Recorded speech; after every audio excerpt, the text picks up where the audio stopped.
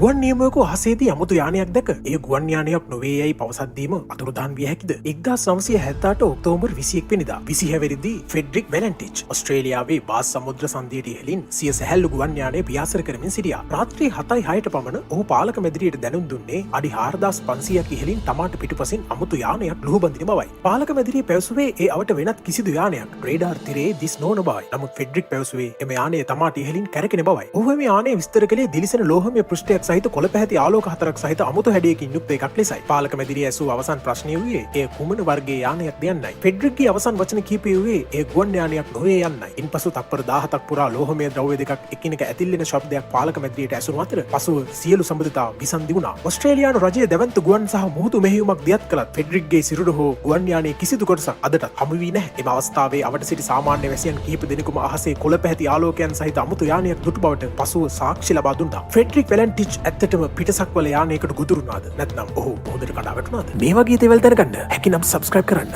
නොහැකිනම් වහාම සබ්ස්ක්‍රයිබ් කරන්න.